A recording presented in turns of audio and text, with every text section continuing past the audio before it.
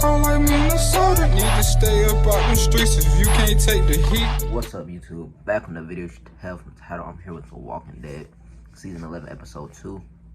Just got done watching it. It was actually a really good episode. I don't know. I'm actually really enjoying the beginning of season 11 at least. Hopefully the end will be just as good too. But I don't know. It's weird because I didn't really like season 10 too much.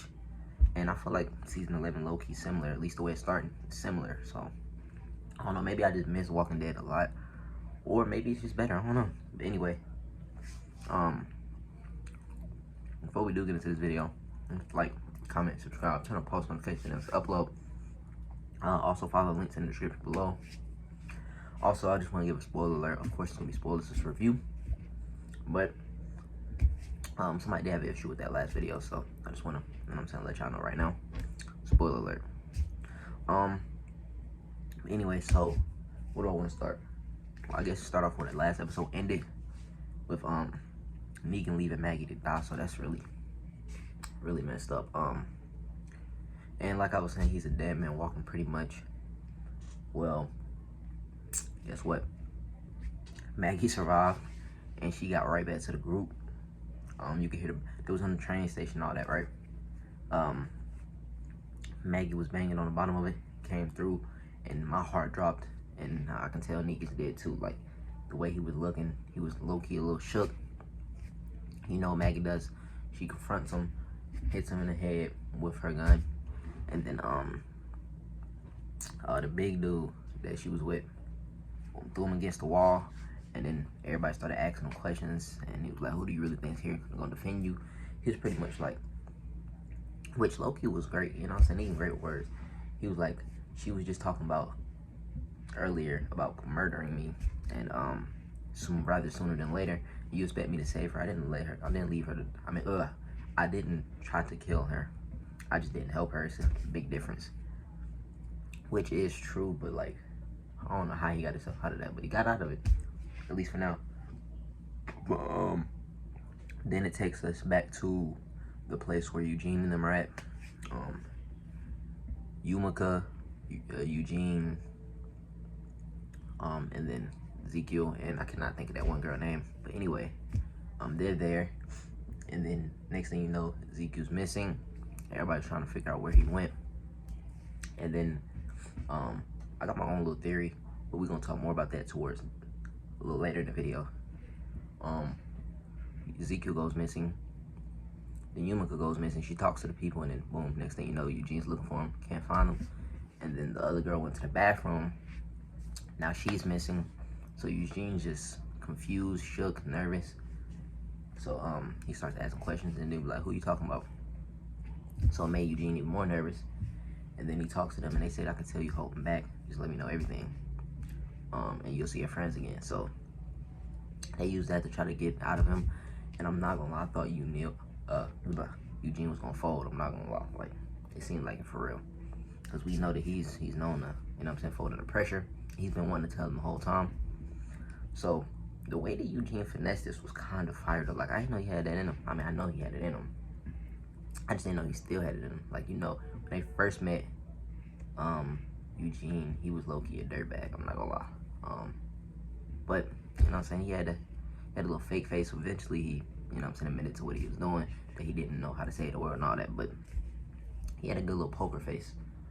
But he comes up with this story that, which kind of is part of the truth too, but he said he lied about having a large community because he wanted Stephanie, the girl that he came there for, to you know what I'm saying, fool with him, basically mess with him. And he didn't want to tell them exactly where he was from and all that. So he made a finesse, and I think they actually believe them that they're not from a big community or anything. So that's actually dope. What else? I feel like I'm missing something else. Oh, Yumika, the little note that she found at the end of the last episode wasn't from the girl that was missing. It was actually from her brother that she haven't seen in a long time. Like, she haven't even seen him. She haven't seen him at all since the stuff started, and then she didn't even see him before for a long time. So, that's why they decided to stay. And she's looking for her brother now, and they made it through processing and everything, which is the part where I want to talk about my theory. before we get back to Negan and them and Daryl and them, I want to talk about the theory that I was talking about, which proven right towards the end. I was thinking like Eugene was looking for everybody, right? I was like, they probably all actually made it like to the next level through processing and everything, and he's probably the only one left because the way he acts, he's nervous, and you know what I'm saying? I feel like he's the least useful one out of all of them, to them at least it seems. So I feel like he was the one that was left behind, which when he finally gets through after telling that story to them, proven to be right that everybody else had made it through process and it was just chilling really. Ezekiel was at the medical and all that, and everybody else is just chilling waiting. And then they basically tell him that they made it through processing and welcome to the community pretty much. So that was really dope. And then last scene of that part, Stephanie comes through and was like, which one of y'all is Eugene? So Eugene finally made it to who he was looking for the whole time. That's really dope. That group seems like it can help Alexandria too. I don't know. They seem like, even though they were seemed a little sketchy, after all that, you know what I'm saying? I kind of feel like they can be trusted a little bit. I don't know. I know that's kind of wild, but I feel like they can be trusted. I don't know. Anyway, that's pretty much it for that little part of it. Now let's get on to Daryl, Carol, all them. I mean, not Carol. Daryl, Maggie, and all them. So Daryl, as you know, was on his own little path. Dog ran off. He went to go save Dog. I'm not gonna lie, that was a part because I had seen something. I think it was like something from like one of the trailers. I think it looked like Dog had died or something. So I know they're not about to kill off this dog. But Daryl ended up finding him, saving him, and then one of the dudes that ran off with the supplies in the last episode was there. He was bleeding out. And he gave him a grenade and a gun and said, "This is all I got left. I lost Gage, and please tell Maggie that I didn't die a coward." Now those words sat with me, and it made me feel the type of way about Maggie because you about to find out why that. So back to Maggie, Negan, and all them. After all that, they get interrupted by somebody saying, "Help, help, help," which would end up being Gage. He's banging the door with some walkers behind him. It was like 7, 8. I don't know how many walkers it was. I'm not gonna lie. It could have been a lot more, or it could have been 7 or 8. But there was a decent little distance. It was a decent distance.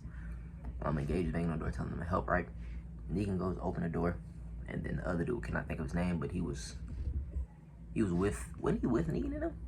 Before like everything, before Hilltop and all that, he was with Negan and him, I think. One of those dudes. They were trying to help him, and next thing you know, Maggie tells them not to. Don't open that door. Pretty much let him die. So, that kind of was like, dang, Maggie, like that's how you do your people. You know what I'm saying? Like, that's who y'all want running y'all. I know it's not like I mean, it made sense because you don't want to put your others at risk, but like it was just like she was like heartless. She was cold. It was tough. It was kind of tough. But anyway, that's pretty much it for that. She let him die, and then Gabriel, coming from Gabriel at most, like he was like he died a coward. Like, Gabriel, you got the nerve to say that, especially how you started off. Like, no, you did not say that. Anyway, he said he died a coward. And that's when the dude said that to Daryl, which was after that situation. When dude said that to Daryl, it sat with him. It was like, dang, so Maggie really is this messed up person. And some people know. I feel like, I don't know. Had me think a little bit, but I don't think Maggie is just some horrible person. She's been through a lot, so end of the day, that's pretty much it for the episode, though. You know what I'm saying? It was a double episode. Oh, they kept going. Everybody, Daryl met back up with him. There was none, and then I think they got attacked by the Reapers at the end. Like it was getting shot at, boom, boom. And yeah, that's how it ended off. The Reapers. I think there was Reapers, or it looked like some type of purge group or whatever. Anyway, yeah, that's pretty much it for this episode. Oh, I almost filmed my outro. If you did enjoy this, like, comment, subscribe, turn on post notifications, upload. I'm out. Peace.